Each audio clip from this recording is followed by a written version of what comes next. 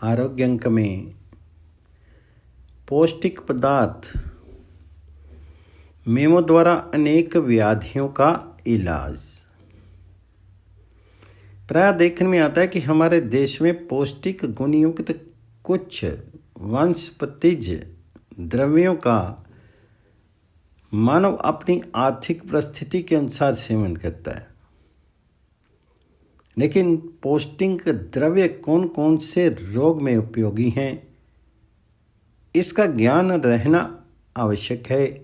इस दृष्टि से कुछ वनस्पतिक द्रव्यों का विवरण यहाँ दिया जा रहा है। पहला है अखरोट।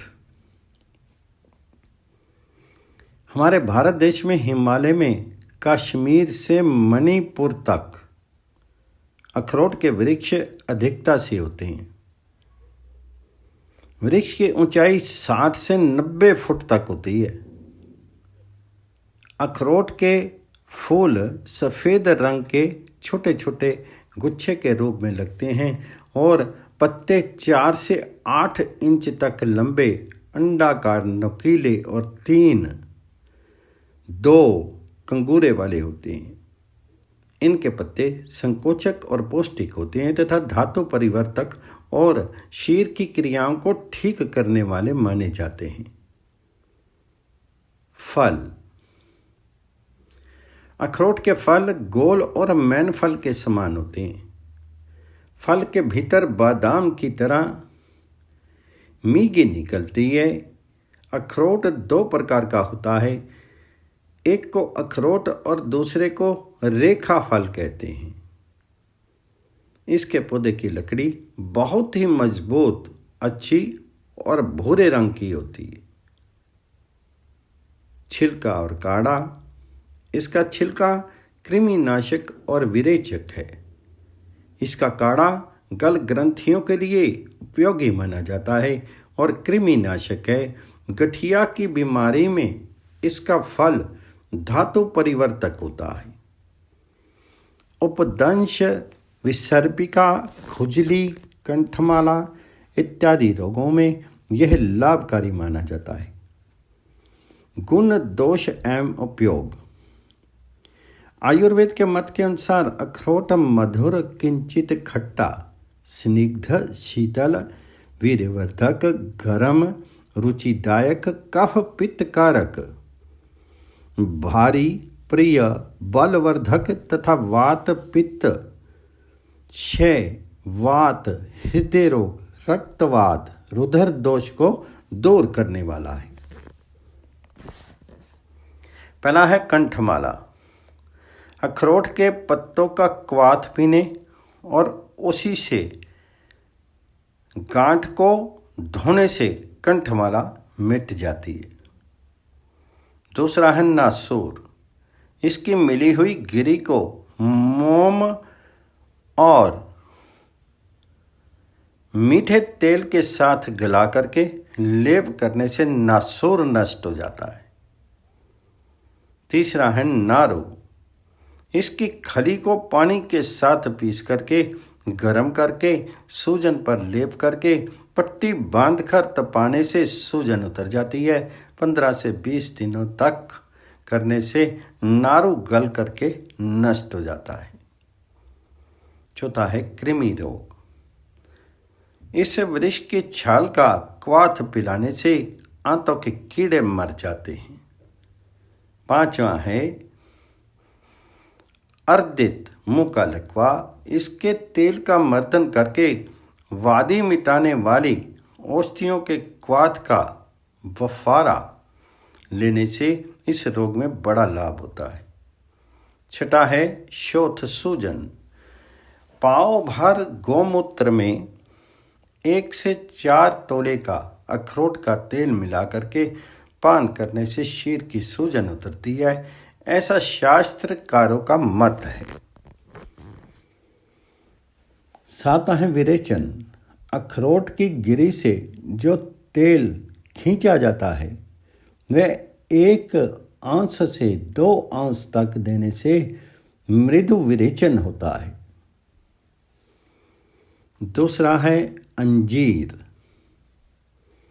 अंजीर दो प्रकार का होता है, एक बोया हुआ जिसके फल और पत्ते बड़े होते हैं और दूसरा जंगली जिसके फल और पत्ते इससे छोटे होते हैं। ये वृक्ष 7 से 9 फुट तक ऊंचा होता है। तोड़ने से या चीरा देने से इसके हर एक अंग से दूध निकलता है। इसके पत्ते ऊपर की ओर से अधिक खुरदरे होते हैं और फल का आकार प्रायः गूलर के फल के समान होता है। कच्चे फल का रंग हरा और पके हुए का रंग पीला या बैंगनी और अंदर से बहुत लाल होता है। ये फल बड़ा मीठा और स्वादिष्ट होता है। अंजीर अत्यंत शीतल, तत्काल रक्त पित्त नाशक, सिर और खून की बीमारी में तथा कुष्ठ और नक्सीर में लाभकारी है। उपयोगिता, पहला है रुधिर का जमाव। अंजीर की लकड़ी की राख को पानी के अंदर घोल करके गाद के नीचे बैठ जाने के बाद उसका निथरा हुआ पानी निकाल करके उसमें फिर वही राख घोल देना चाहिए। ऐसा 7 बार करके राख घोल कर निथरा हुआ पानी पिलाने से रुधिर का जमाव बिखर जाता है। दूसरा है श्वास। अंजीर और गोरख इमली का चूर्ण समान भाग लेकर के प्रातःकाल 6 मासे की खुराक में खाने से दमे के रोग में लाभ होता है।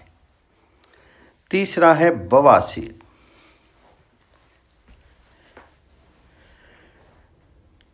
2 सूखे अंजीर को शाम को पानी में भिगोना और सवेरे उसे खा लेना चाहिए। इसी प्रकार सवेरे के भिगोए हुए अंजीर संध्या को खा लेने चाहिए। इस भांति 6 या 9 रोज तक खाने से खूनी बवासीर के अंदर बहुत लाभ होता है। चौथा है श्वेत कुष्ठ। श्वेत कोढ़ के आरंभ में ही अंजीर के पत्तों का रस लगाने से उसका बढ़ना बंद होकर के आराम होने लगता है। पांचवा है गांठ और फोड़े। सूखे या हरे अंजीर को पीस करके तथा जल में उटा करके गुनगुना लेप करने से गांठों तथा फोड़ों की सूजन कम हो जाती है। छठा है पुरुष शक्तिवर्धक। 2 सेर सूखे अंजीर लेकर के गर्म पानी में 2 या 3 बार धो करके उसके छोटे छोटे टुकड़े कर लेने चाहिए। फिर बादाम की मगज 1 सेर लेकर के ऊपर का छिलका उतार करके उसके भी बारीक बारीक टुकड़े कर लेने के बाद एक कलईदार कढ़ाई में अंजीर और बादाम की मगज के टुकड़े डाल करके उसमें 4 सेर शक्कर तथा इलायची, 2.5 तोला केसर, 1 तोला चिरौंजी, 10 तोला पिस्ते, 10 तोला सफ़ेद मूसली, 4 तोला अभ्रक भस्म, 1.5 तोला प्रवाल भस्म, 2.5 तोला मुगलई वेदाना, 2 तोला शीतल चीनी, 1.5 तोला। इन सब चीज़ों को कूट करके थोड़ी देर तक उसे अग्नि पर चढ़ा दें। जब घी अच्छी तरह से पिघल जाए और वे सभी चीज़ें मिल जाएं, तब उसे उतार करके चीनी की बरनियाँ में भर देना चाहिए। इस औषधि को अपनी प्रकृति के अनुसार दोनों समय खाने से खून और त्वचा की गर्मी, पित्त विकार, रक्त विकार, कब्जियत, बवासीर और अनेक प्रकार के वीर्य दोष नष्ट हो जाते हैं। ये औषधि जीवन शक्ति वर्धक और अत्यंत पौष्टिक है। अंजीर की जड़ पौष्टिक है तथा श्वेत कुष्ठ और दाद पर उपयोगी है। इसका फल मीठा, ज्वरनाशक, रेचक, विषनाशक, सूजन में लाभदायक, अश्मरी को दूर करने वाला और कमजोरी, लकवा, प्यास, यकृत तथा तिल्ली की बीमारी और सीने के दर्द को दूर करता है। कच्चा अंजीर क्रांतिकारी और सूखा अंजीर शीत उत्पादक है। जल के अंश की कमी के कारण यह पहले दर्जे का गर्म है। इससे पतला खून उत्पन्न होता है। यह पसीना लाने वाला और गर्मी को शांत करने वाला है। भुने हुए अंजीर का पुलटिस सांघातिक फोड़े, बाल तोड़ तथा मसूड़े के ऊपर के फोड़े पर बांधा जाता है। सूखे हुए अंजीर का पुलटिस दूध के साथ में पीवदार जख्म और नासूर की दुर्गंध को दूर करने के काम में लिया जाता है। बड़े सेरे खाली पेट इसको खाने से अन्न प्रणाली को यह आश्चर्यजनक लाभ दिखाता है। अंजीर बादाम और पिस्ते के साथ खाने से बुद्धिवर्धक, अखरोट के साथ खाने से उत्तेजक तथा बादाम के साथ खाने से विष को दूर करने का काम करता है। अंजीर पुरानी खांसी में लाभ पहुंचाता है क्योंकि यह खांसी केवल बलगम से ही पैदा होती है। इसका दूध तीक्ष्णता के कारण रेचक है। पथ्य रूप में अंजीर बहुत शीघ्र पच जाने वाला और औषधि रूप में उपयोग करने पर किडनी एवं वस्ती संबंधी पथरियों को तथा यकृत और प्लीहा के रोगों को दूर करने वाला है। गठिया और बवासीर में यह लाभकारी है। तीसरा है काजू। काजू का मूल उत्पत्ति स्थान अमेरिका का उष्ण कटिबंध है। यह भारतवर्ष में भी सामुद्रिक किनारों पर बहुतायत से पैदा होता है। इसका वृक्ष छोटे कद का होता है। इसकी शाखाएं मुलायम रहती हैं। इसके पत्ते खिरनी या कटहल के पत्तों की भांति होते हैं। इसमें एक प्रकार का गोंद भी लगता है जो पीला या कुछ लालिमा लिए हुए रहता है। इसके फल मेवे के रूप में सारे देश में बिकते हैं। ये मेवा गर्म और तर होता है। ये शरीर को मोटा करता है, दिल को शक्ति देता है, वीर्य को बढ़ाता है, गुर्दे को ताकत देता है और दिमाग के लिए मुफीद है। अगर इसको बासी मूंग खा करके थोड़ी सी शहद चाट लें तो दिमाग की कमजोरी मिट जाती है। सर्द और तर मिजाज वालों के लिए यह भिलावे के समान लाभदायक है। उपयोगिता: काजू का फल कसैला, मीठा और गर्म होता है। वात, कफ, अर्बुद, जलोदर, ज्वर, व्रण, ध्वल रोग और अन्य चर्म रोगों को यह दूर करता है। यह कृमिनाशक होता है। पेचिश, बवासीर और भूख की कमजोरी में लाभदायक है। इसके छिलके में धातु परिवर्तक गुण रहते हैं। इसकी जड़ विरेचक मानी जाती है। इसका फल रक्त अतिसार को दूर करने वाला होता है। इसके छिलके और पत्ती दांतों की पीड़ा और मसूड़ों की सूजन में सेवनीय हैं। इनका फल कोढ़ और व्रण पर लगाया जाता है। ये पर्दा को मिटाने वाला है। इसमें कारडोल और एनाकार्डिक एसिड नाम के तत्व पाए जाते हैं। काजू का मगज पौष्टिक, शांतिदायक और स्निग्ध वस्तु है। यह वमन रोग से पीड़ित रोगियों को खाद्य के रूप में दिया जाता है। इसके साथ एसिड हाइड्रोसियनिक्स भी दिया जाता है। काजू का तेल विष प्रतिरोधक भी होता है। यह पेट और आंतों के ऊपर जम करके विष जनित पर्दा से रक्षा ही नहीं करता बल्कि उसकी तेजी को नष्ट कर देता है। यह कई प्रकार के लेप और बाह्य प्रयोगों के लिए उत्तम वस्तु है। पहला है शीर के मस्से। शीर पर छोटे छोटे काले मस्से हो जाते हैं। उनको जलाने के लिए छिलके का तेल लगाया जाता है।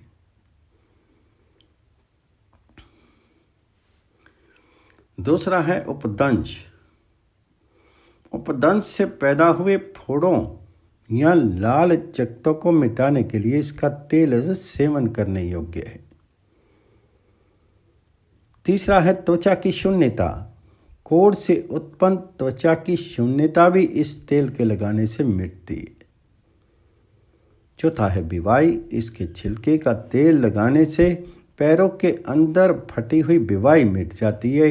काजू के छिलकों का तेल बहुत दाहक और फफोला उठाने वाला होता है, इसलिए इसका प्रयोग सावधानी से करना चाहिए। चौथा है बादाम। बादाम के वृक्ष भारतवर्ष में पैदा नहीं होते, ये यूरोप और तुर्की से यहाँ आता है। कश्मीर और पंजाब के अंदर इसकी खेती की जाती है। इसका वृक्ष मध्यम कद का होता है। इसके पत्ते कुछ भूरे और फूल सफ़ेद होते हैं। इसकी दो जाति होती हैं, एक मीठी और दूसरी कड़वी। बादाम का फल गर्म, तेलयुक्त, पचने में भारी, उद्दीपक, मृदु, विरेचक, वात और पित्त को नष्ट करने वाला और गलित कुष्ठ में लाभदायक है। इसका तेल मृदु, विरेचक, उद्दीपक, मस्तकशूल को दूर करने वाला, पित्त और वात में लाभदायक है। शीर को अंतरांग जलन को शांत करने वाला और धातु पतन को रोकने वाला होता है। बादाम भीतरी और बाहरी दोनों प्रयोगों में कई प्रयोजन से उपयोग में आता है। सिरके के साथ इसे पीस करके इसका प्लास्टर बना करके स्नायु शूल को दूर करने के लिए लगाया जाता है। इसका अंजन बना करके नेत्रों की दृष्टि को बढ़ाने के लिए उपयोग में लिया जाता है। बादाम को पीस करके उसका द्रव्य बना करके पीपरमेंट के साथ कफ और खांसी को दूर करने के लिए उपयोगी है। ये मूत्रल और पथरी को गलाने वाला भी माना जाता है।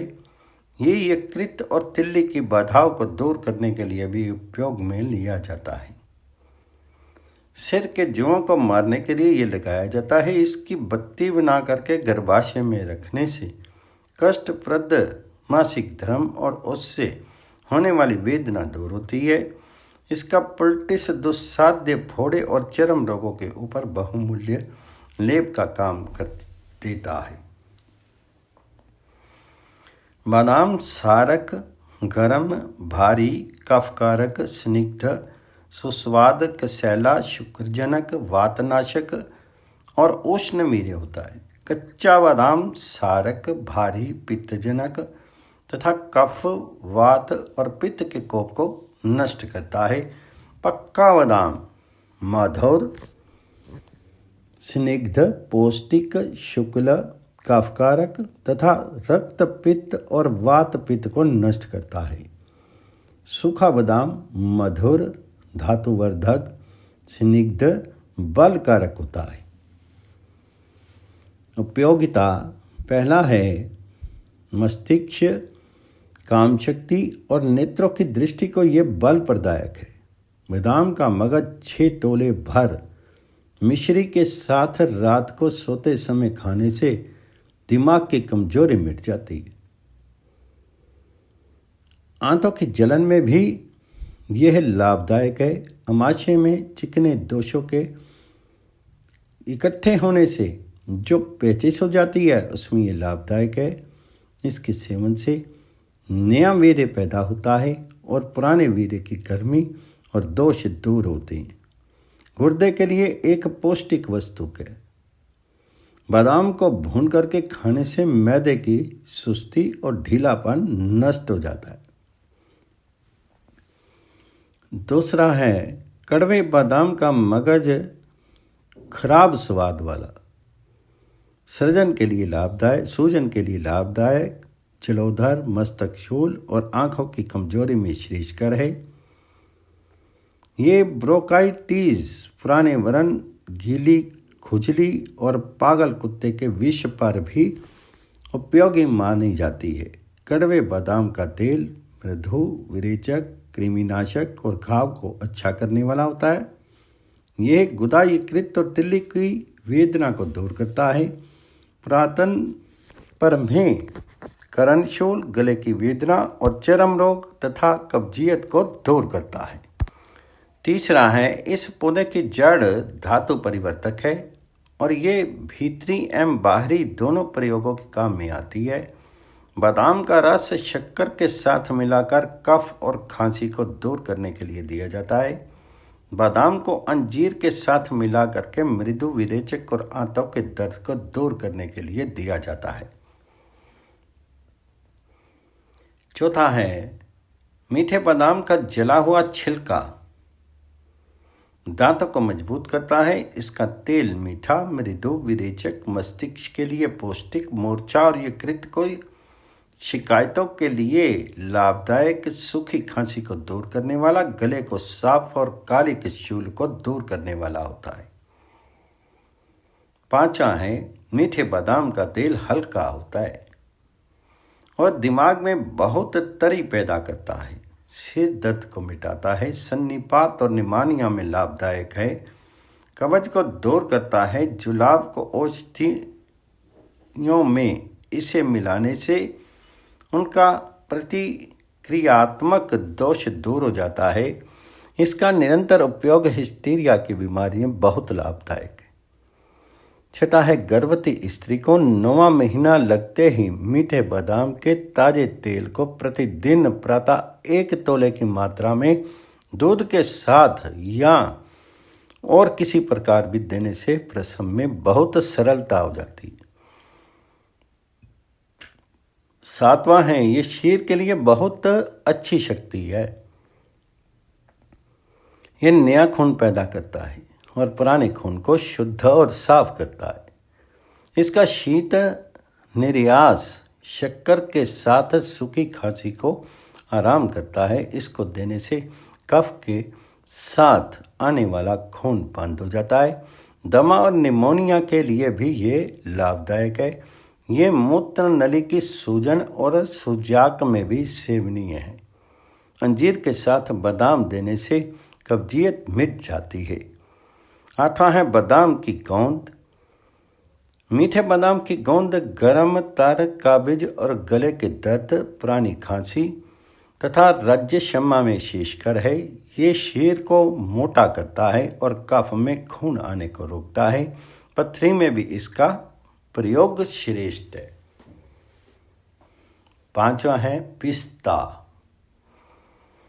पिस्ते के झाड़ों के पत्तों पर एक प्रकार के कीड़ों के घर बन जाते हैं, जिसको पिस्ते के फूल कहते हैं। ये एक तरफ से गुलाबी और दूसरी तरफ से पीले हो या सफ़ेद होते हैं।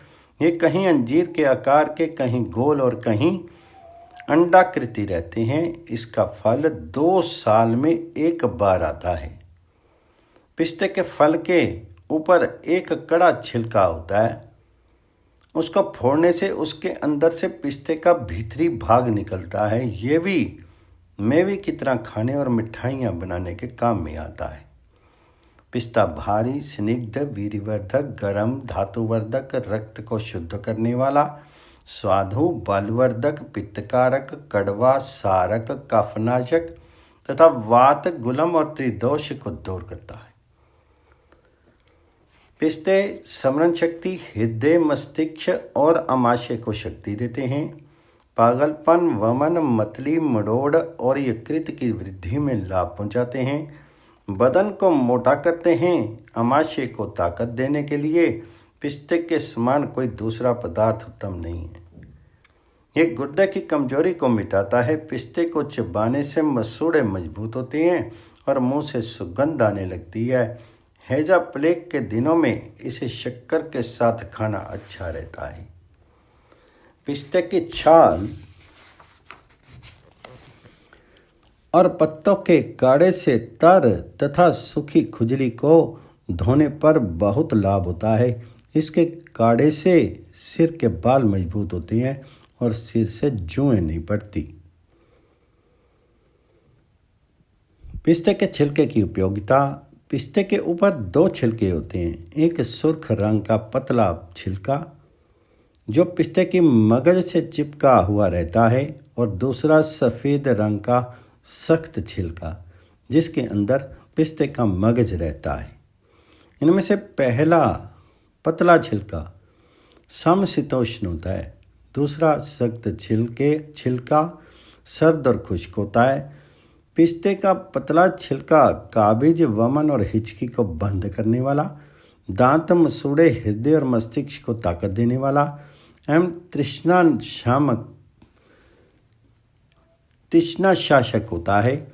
इसे खाने से मुंह के छाले मिट जाते हैं। दूसरे छिलके की फक्की देने से अंजीर मिटता है और शक्कर के साथ सेवन करने से शक्ति बढ़ती है। फूल की उपयोगिता। पिस्ते के फूल सर्द, खुश्क, काबिज और आनंदवर्धक होते हैं। इसके तेल की उपयोगिता। आधा शीशी के रोगी को गर्म जल का वफारा दे करके अगर ये तेल नाक में टपका दिया जाए तो आधा शीशी मिट जाती है। ये तेल स्मरण शक्ति वर्धक है, खांसी के रोगी को लाभ पहुंचाता है, हृदय को ताकत दे करके पागलपन, वमन और मतली को मिटाता है। ध्यान रहे, पिस्ते के ज़्यादा खाने से पित्ती उछल आती है, अतः इन औषध द्रव्यों के सेवन की मात्रा के लिए किसी सुयोग्य अनुभव वैद्य आदि का परामर्श लेना चाहिए।